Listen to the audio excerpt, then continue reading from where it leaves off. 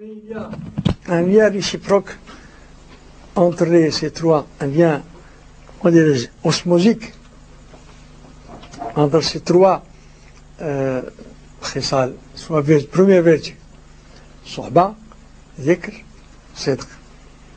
Si dans notre cœur, il y a ce désir, il y a cet élan d'amour envers Dieu, envers le prophète, envers ceux que Dieu et le prophète nous ont recommandé d'aimer, s'il y a cet élan, son sidq, et si en même temps nous trouvons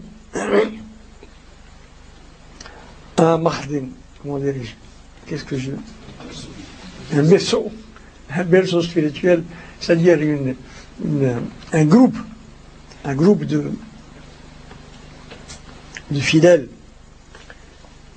auxquels nous pouvons appartenir, si en troisième position le dhikr, c'est-à-dire la présence à Dieu, c'est ça le dhikr. Il y a le dhikr labial, le dhikr verbal, et il y a le dhikr du cœur. C'est être toujours présence à Dieu. Toujours penser à Dieu, penser au bienfait de Dieu, penser à notre présence devant Dieu le jour du jugement dernier. Si ces trois conditions s'accomplissent en même temps et s'entre stanid,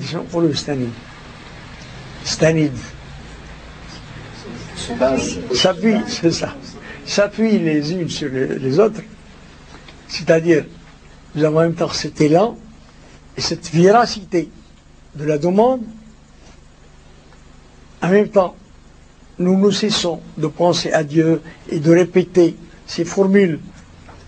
Le rituel, ça, ce mot-là ne convient pas. C'est moi enseigné par le prophète. Et qu'en même temps, nous fréquentons, dans la mesure du possible, autant que possible, ce berceau, cette assise humaine,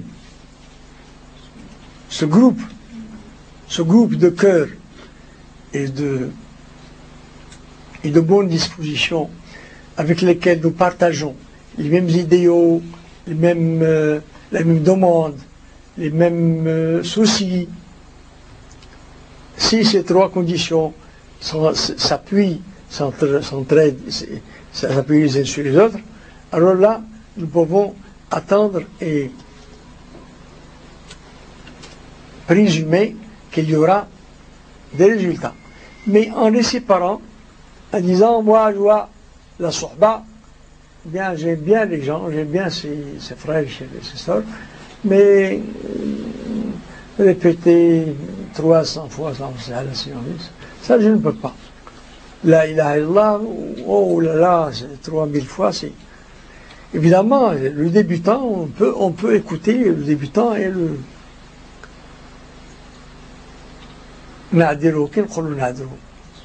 l'excuser.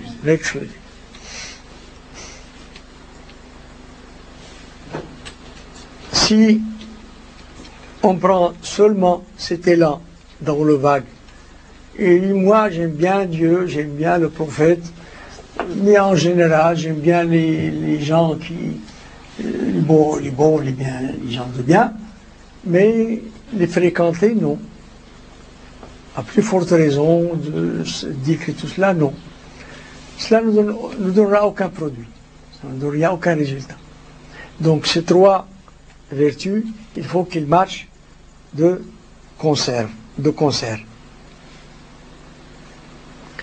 Il faut qu'en même temps, nous ayons cet élan du cœur, c'est la condition première.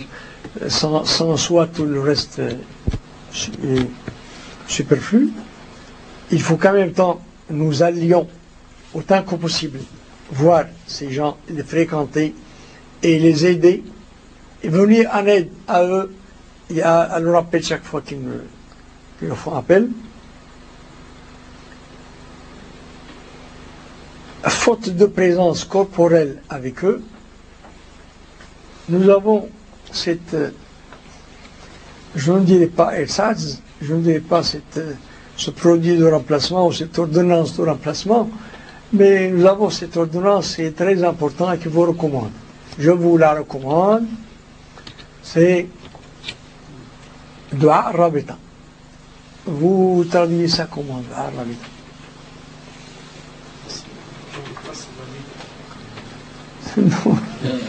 Le lien. Une alliance spirituelle. L'invocation. Bon, donc, bref. C'est ce lien cordial avec les autres, ce lien d'amour. Il faut qu'il se matérialise, si on peut dire. C'est trop gros ce mot. Qu'il se manifeste dans le fait de se souvenir de au moins une fois par jour, et de préférence avant la prière du Subh. Après l'istighfar, il faut Dua Rabita. Dua Rabita est très important. Dernièrement, nous avons trouvé un hadith qui illustre parfaitement ce Dua Rabita. Vous l'avez imprimé? Vous pouvez leur donner une copie? C'est un hadith très important qui serait préférable de traduire et distribuer aux gens. Le prophète lui-même, il appelait la grâce et la bénédiction de Dieu sur ses proches compagnons, Abu Bakr, Omar, Othman, Ali, et il attire la bénédiction de Dieu sur tout musulman qui demande la grâce de Dieu pour les morts, pour les musulmans morts, et à plus forte raison, vivants. Donc, Tunisie bien, Dua Rabita, ça peut remplacer, pas avantageusement. Et en attendant, si en même temps nous assistons à l'assise de bons conseils et que c'est parfait.